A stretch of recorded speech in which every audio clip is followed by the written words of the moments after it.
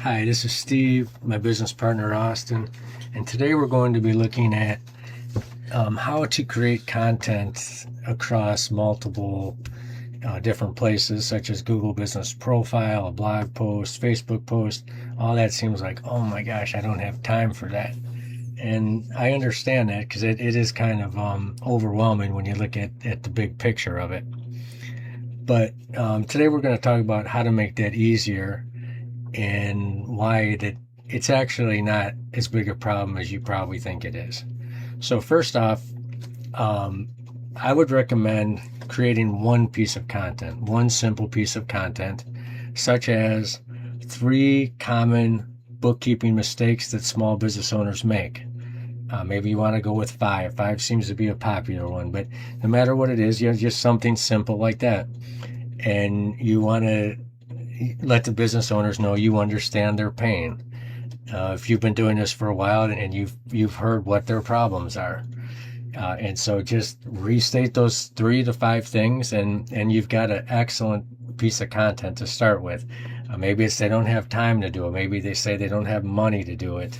All those different things that you've heard people say that they're having trouble with. So you take this one piece of content and you make a blog post. So you post it right into your website, and 600 words to 900 words is perfect for these. 3 most common bookkeeping mistakes that small business owners need to know about. So however you want to phrase that, you go with that. And there's also a SEO anchor in here, an SEO anchor in there that will get indexed by Google. And if somebody's looking for most common bookkeeping mistakes that small business owners make, you might just get indexed in that, and you could get so much traffic from that you won't believe it. Some of your content will do very well if you keep doing it time and time and time again, and you'll be surprised at the ones that do well compared to the ones that don't. A lot of times the ones you think are the best aren't necessarily the ones that do the best. That's why you got to be consistent with it. Where would I go with it after the blog post? I would take it to Google Business Profile. You guys know how big I am on posting with this. You want to change it up some. You can make it shorter. And I always like to have a picture in Google Business Profile too. And I guess even on the blog post, some kind of picture is nice. But make sure to get it into Google Business Profile so they know you're doing something. The more times you get it in there, the better it is. Let's see if we can just see one here. I'll see if she's doing anything like that. Most bookkeepers are not keeping up with these types of things. A lot of other service businesses are doing a much better job with their Google Business Profile. So she's got, let's look at her photos in here. Just get an idea how much she's doing. All right, so she's getting a few things up in there, but as you can tell, she's ranked up very, very high for Morgantown, West Virginia, and she's not doing a lot there. And that's, a pretty big town. I mean, you guys can do these simple things and outrank people fairly quickly by keeping up. Putting in your Google Business Profile.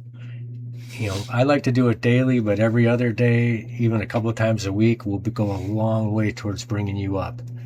I'm going to turn it over to Austin to talk about a few other places to go with this, and maybe I'll finish up. For Facebook, you want to take a different angle. Okay.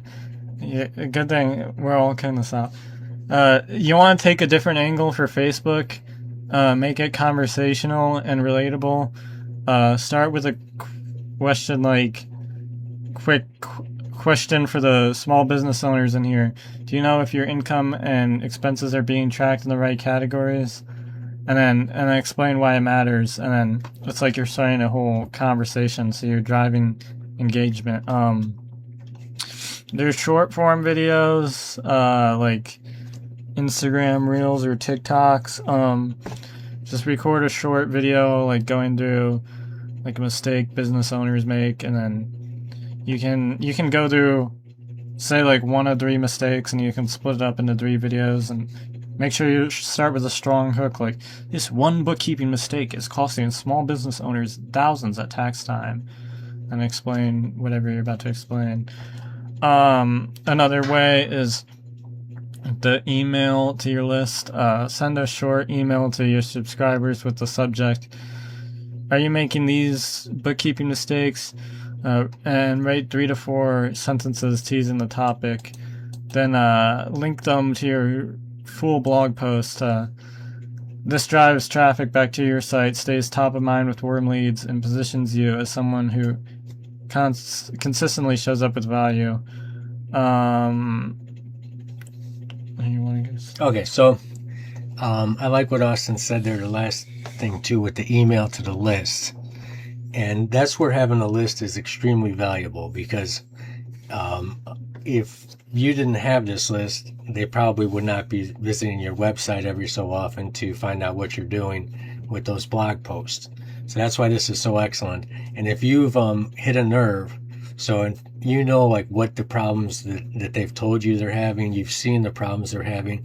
If you've hit a nerve with those 3 to 4 sentences, they'll probably go to your blog post. Do you not have time to do this? Have you run into problems at tax time? Whatever it is that you know they're having trouble with, that's an excellent way to get additional people to your website, which is exactly what you want. And those that aren't customers yet will hopefully decide, you know what, I think I'm just going to set up a consultation, because eventually they will. If they go there enough times, they're going to think you're the person to go to. So that's a huge advantage there.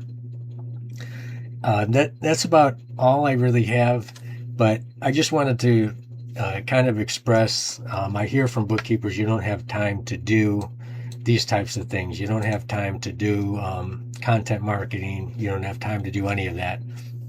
But you do it once, and you can get it across several different platforms, and it's not as hard as you think. We'll see you tomorrow.